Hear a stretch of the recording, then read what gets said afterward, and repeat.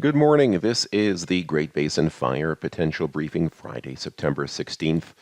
Let's go to our impact map. You can see, again, like a broken record, continuing showers and even some steadier rains and maybe some heavier downpours where you see the solid green today as this wave of moisture slowly starts pushing eastwards. You can see on Saturday it weakens a little bit and gets even smaller, but still confined to where we have lots of our large fires up in the central Idaho mountains. Another thing I'd like to highlight is this enhanced area of wind. There is a very strong storm system that's expected to stall off the Northern California coastline. Ahead of it will be a tongue of drier air with strong winds, and had this been a week to 10 days ago, this would be a critical event of 30 to 40 mile an hour winds. Fuels, however, have moistened quite a bit across western Nevada, not as much as other places, but we are kind of highlighting this because sometimes the downslope winds can briefly produce dry surface conditions in areas of abundant fine fuel. So that's Saturday. On Sunday, those strong winds do shift further eastwards, but over areas that have received lots of rainfall in the last couple of days and actually over much of the summer with a healthy monsoon.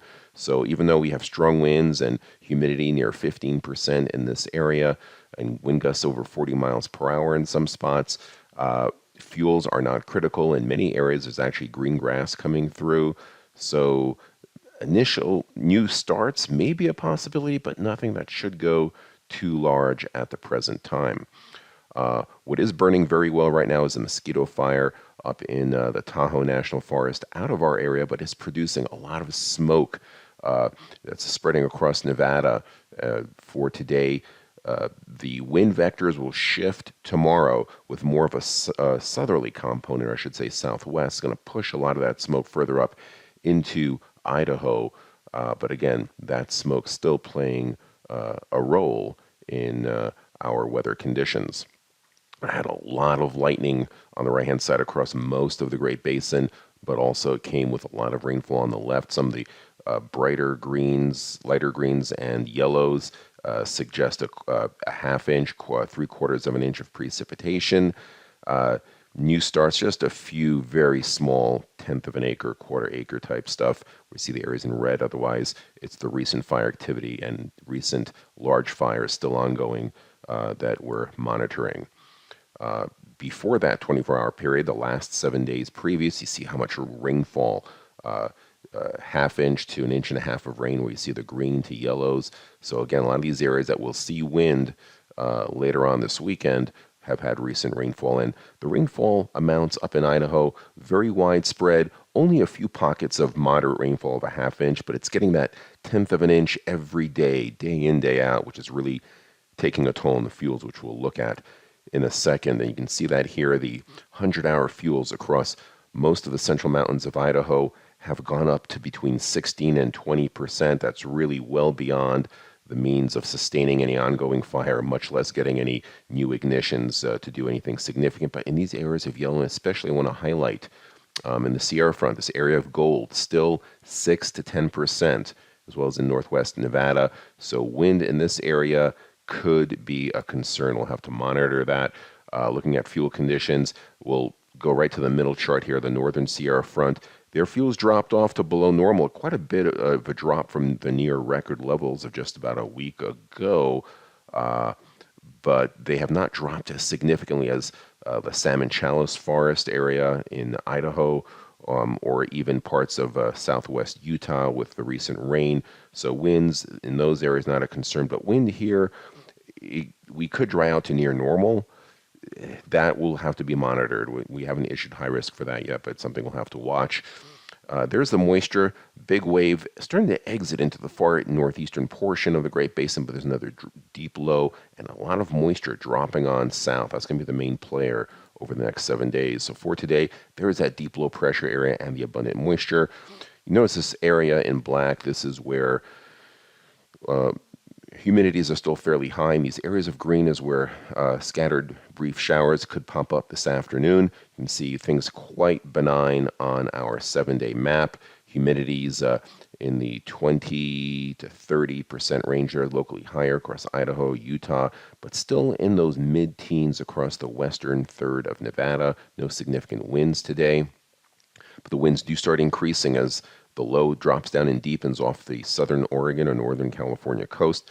The tight packing of these height lines indicates a strengthening winds, upper level winds in some cases 40 to 50 miles per hour at the ridge tops. But the humidity also starting to increase. It's going to be kind of a fine line. We're keeping these areas yellow for now. We do see these would be the winds of concern here, 30 to 40 mile an hour winds. Humidity, not bone dry. We're not talking single digits. We're talking 15 to 20%, maybe 12 to 18% actually. So in the right downslope condition, there could be a new start that could briefly run for just a short burn period. We'll have to wait and see on that. Otherwise, feeling is probably a very low chance. And there's some gustier winds further eastwards as well, but the humidity's quite high. Now on Sunday, that deep low pressure area does start spilling some moisture into far northwest Nevada, back into the mountains of central Idaho, at least into the Payette area. And there's that tongue of drier air with strong winds, but that area is green through here. The humidity, upper teens to low 20s. Definitely strong winds across central and eastern Nevada into Utah. Humidities still, though, for fine fuels, very close to the moisture of extinction. But more to the point, a lot of these areas over the past week have received significant rainfall. The ground's still moist, some green grass, so do not see a potential for large fire. There'll be some good winds up in Idaho, clearing out some recent smoke that they've had. But again, very moist there. Don't expect new fire starts anytime there soon. 3-day precipitation totals, you can see the mountains of central Idaho should get a decent low to middle end wetting or rain, 1/10 of an inch to 1/4 inch, where you see the darker shades of green. Heavy rain, much needed across Northern California. Very slowly will start pushing eastwards. And I mean very slowly. Even Monday, that leading edge still stuck right along the Sierra, maybe spilling a bit into far western Nevada, but not much. But the humidity, the higher humidity will be getting in. Tuesday still kind of stuck out there. It's not until Wednesday that moisture pushes into northwest Nevada, also pushes into much of Idaho again, exits Nevada on Thursday, but still lingering moisture and showers once again across the mountains of central Idaho and western Wyoming, dry and breezy further south. The 7-day precipitation totals, again, you can see good amounts just about everywhere. The only place that stays dry is parts of western and west central Nevada. Otherwise, northwest Nevada gets good precipitation, 1/2 inch to 1.5 inches of additional rainfall for the week during the next 7 days for the mountains of central Idaho and western Wyoming. That really should put a fork in it, as it will across much of Utah, the additional rainfall as well. And after that, we do warm up and we do dry out. And this is for going into the last week of September. So we'll see how much moisture we get from then. But right now, not looking at anything critical despite the drying and warming, because its calendar already is telling us we're about to slide into October. That concludes our briefing. Have a great day.